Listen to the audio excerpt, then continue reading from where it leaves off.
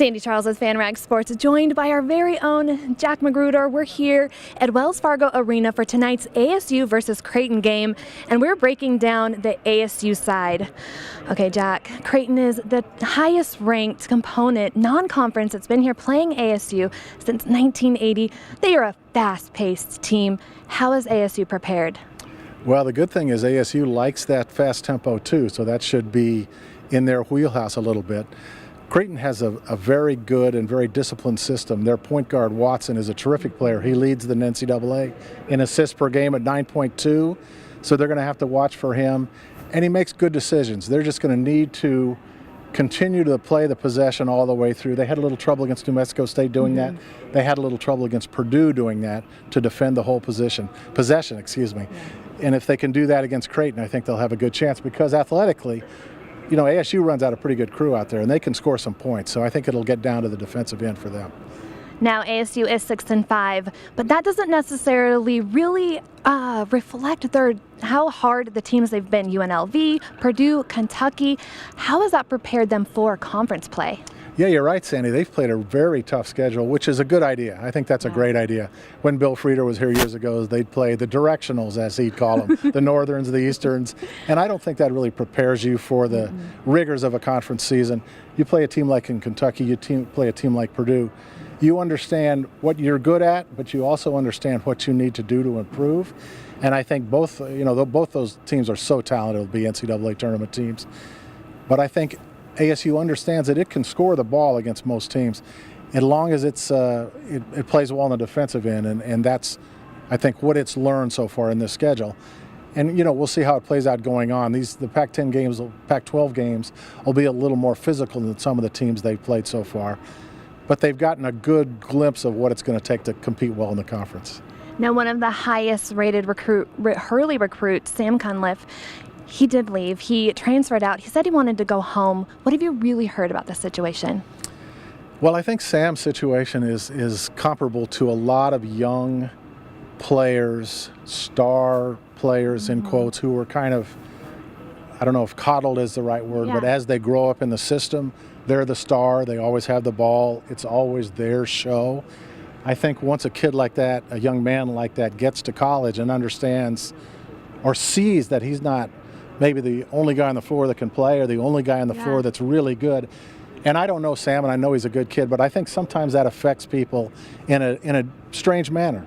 They want to be, they're used to being the go-to guy, they're used to being the star.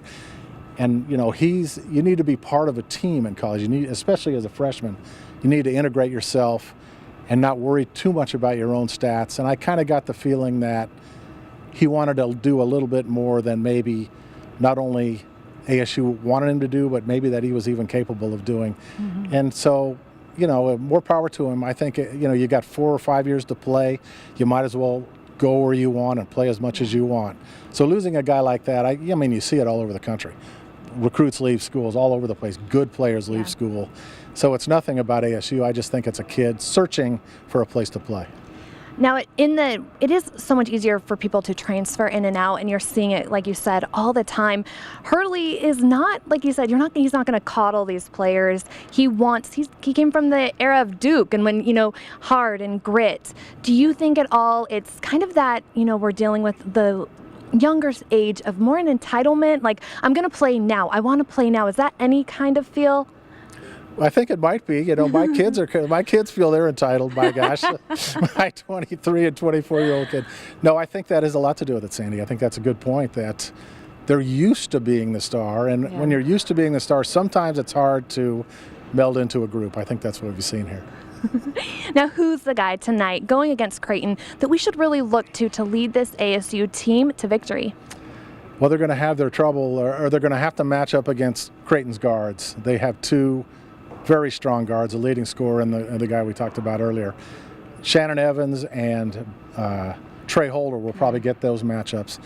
And it just depends how they can direct them, how they can keep those guys from going off and doing great things. I think those are the two guys you want to look at. And on the other side of the ball, neither of those guys shot particularly well against New Mexico State. New Mexico State had a really nice game plan and did a nice job.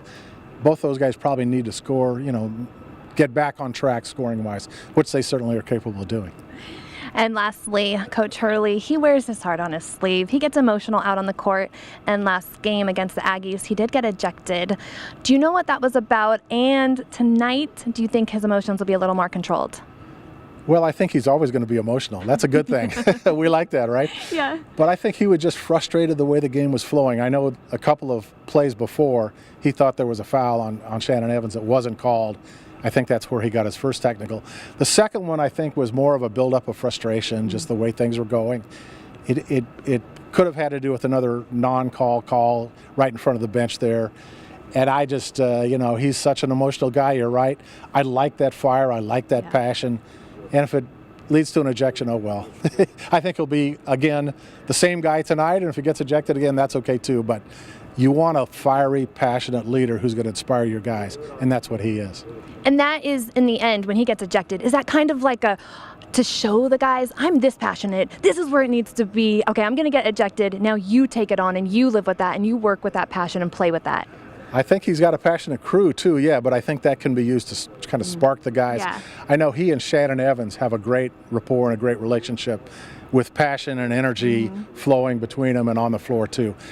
Sometimes that works to the team's advantage when you get thrown out. Sometimes it really doesn't matter, but I do know he loves the passion and he wants those guys to show that passion.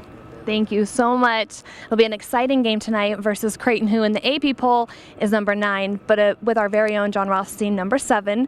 So tonight, ASU Creighton. Thank you so much, Jack. Sure glad to be here, Sandy. Thank you.